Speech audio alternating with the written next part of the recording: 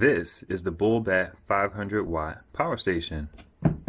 Let's take a look. Editing Ive here. You gotta stay tuned to the end of the video for a big surprise.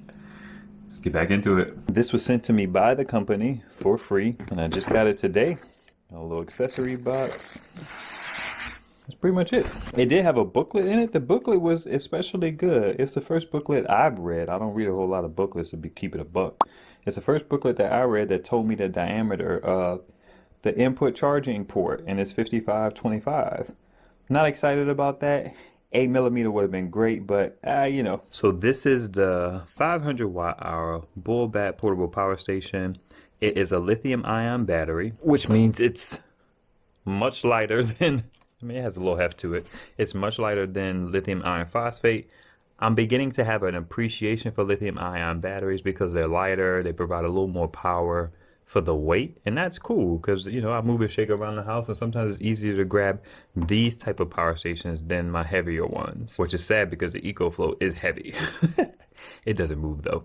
All right, you have two USB, what looks like quick charge ports because they're blue. I'm just gonna assume that they are.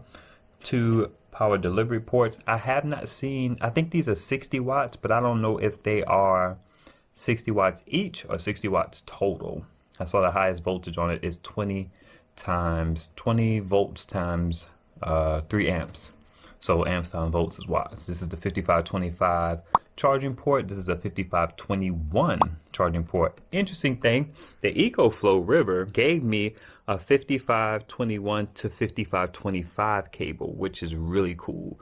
So I could charge this from another power station with that cable, just using that power station's 5521 port, and then it'll convert it to 5525. Light is on the left hand side, 12 volt is on this side. Back just shows you nothing. Has some rubber feet on the bottom with a little bit of space in between. It's an interesting looking little device. I like that it has at least one ground option. This port is not grounded.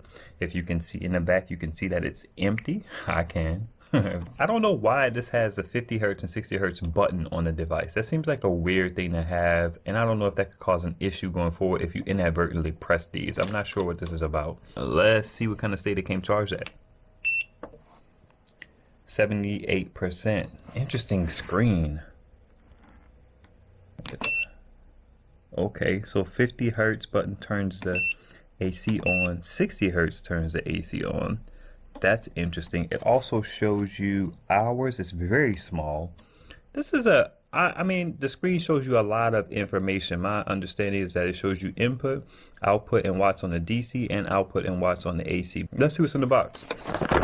In their documentation, oh, they got some stuff, a quick start guide on here. That's pretty cool. Another place that tells you is 5525. That's cool, man. A lot of times you don't know what kind of port the thing is, but they tell you. They're very clear about that. MC4 cable, you know, you win me over with that.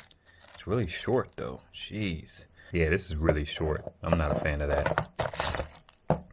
In their documentation, they talk about how this is not in here. It's sold separately, but it is in here. And let's see what the power brick is rated at, because that's an interesting thing about this. It can charge in, well, let's just look, 115 watts. Yes, that was an interesting thing about this company.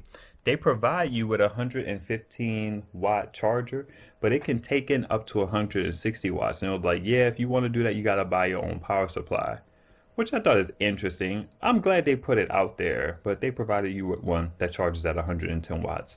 A lot of devices charge at 100 watts in this particular price point. This thing is listed at this time as $399. I'm not crazy about that price, especially when you have some other devices that sell right around that price point, and they even have LiFePo in them. So I do these videos mainly because prices fluctuate. So even at $399, this may not necessarily be worth it to you unless you value lighter weight over longevity of LiFePo, but this may go on a sale for like $100 cheaper, $50 cheaper, and then there will be a much more interesting device to check out. The inverter is 500 watts. The capacity is about 515 watt hours. So it's matched up nicely there. I am going to charge this up right here from my wall outlet. But one thing that's cool about these cables, y'all, is these cables are pretty much interchangeable. Like if you want a shorter cable or a longer cable, you can pretty much swap these out with any device. The power brick is what's doing the heavy lifting of changing AC to DC. That's what these do. They change AC to DC. All right, let's plug it in and see what kind of power it pulls in and if the screen shows us the kind of power it's pulling in. It came in at about 78% and it's using about 112 watts. So it shows input right there and shows output. The implications of this device for me is that I have a Rockpal's 300 watts, like 288 watt hour capacity, a 300 watt inverter. It charges at 80 watts. All my other smaller power stations max out at 60 watts.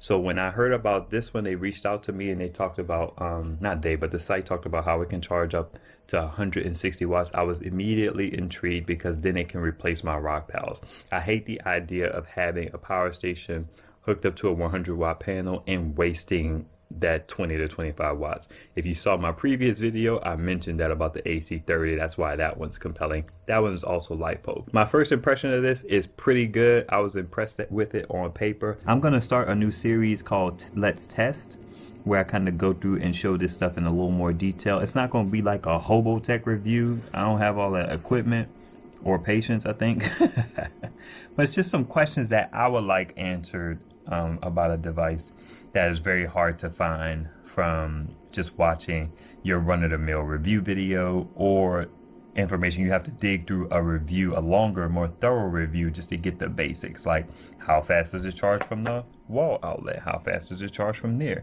can it be charged from USB-C input, you know, stuff like that.